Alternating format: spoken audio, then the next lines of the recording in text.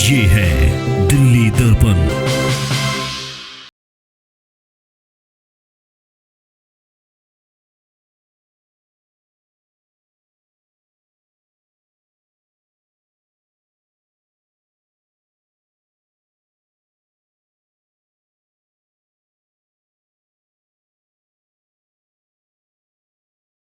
Parking शुल्क लगाए जाने का विरोध कर रहे व्यापारी, कारोबारी, ट्रांसपोर्टर और कर्मचारी बड़ी संख्या में आज प्रदर्शन की तैयारी कर चुके थे। लेकिन इससे ठीक एक दिन पहले कल आम आदमी पार्टी के नेताओं की तरफ से ये घोषणा हुई कि बवाना में पार्किंग नहीं लगेगी। लेकिन आज सुबह सुबह फिर ये विवाद उठ खड़ा हुआ कि क्या पार्किंग पूरी तरह से लगेगी या नहीं लगेगी। कल बीजेपी कार्यालय में बीजेपी के बड़े नेताओं के साथ, स्थानीय नेताओं के साथ प्रदेश अध्यक्ष वीरेंद्र सचदेवा की मुलाकात भी हुई।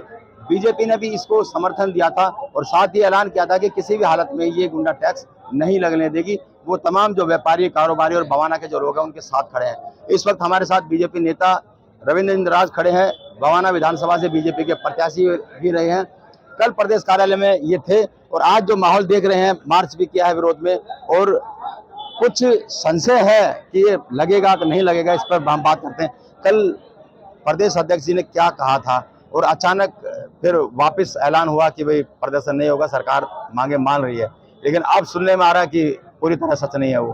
कल सभी ट्रांसपोर्टरों के और जितने भी व्यापारी एसोसिएशन यहाँ पे चलती हैं उनके साथ दिल्ली प्रदेश अध्यक्ष वीरेंद्र सचदेवा के सानिध्य में एक बैठक हुई।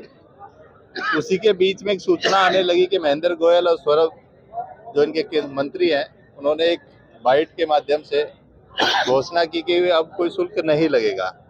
तो भारतीय जनता पार्टी तो हमेशा व्यापारियों के और मजदूरों के साथ रही है। तो उनकी जब बाइट आई तो उनको भाई इसमें भी इनका कोई ना कोई झोल होगा, क्योंकि इनकी जो बातें हैं करनी और कथनी में बड़ा अंतर है और वो आज दिखाई दे रहा है।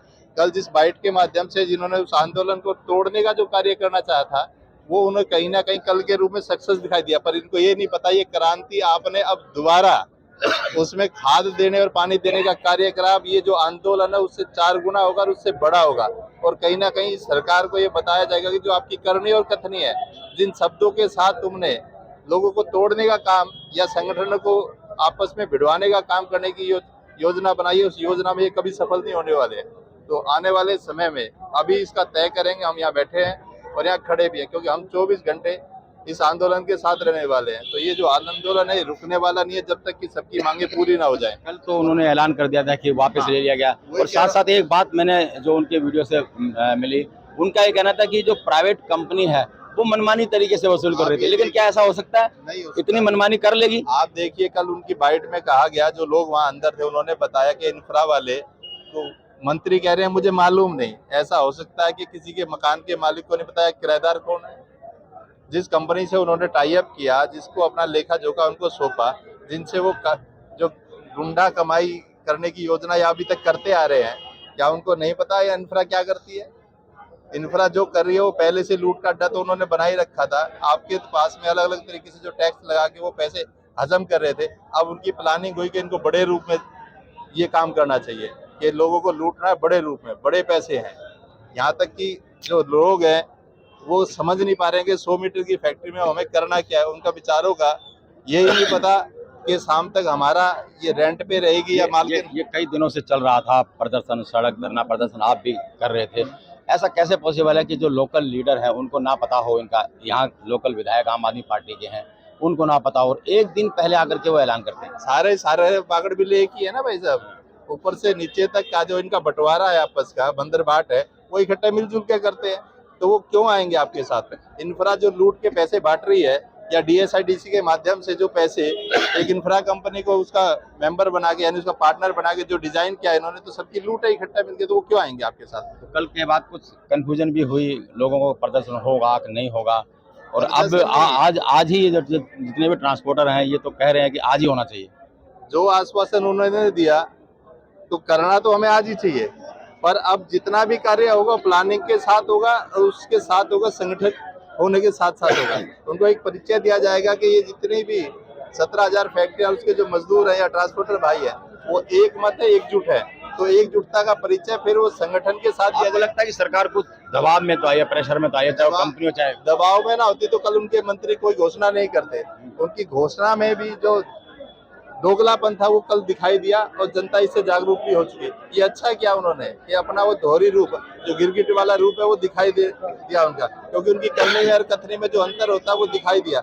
अब जनता जाग चुकी है और इस जनता आज तो जश्न मनाया जाने वाला था कि चलो हो गया, यानी हमारी और उधर भी मैं भी अपने घर दूसरी से इसीलिए आया था कि भाई सुबह जाके सबके साथ मिठाई खाएंगे।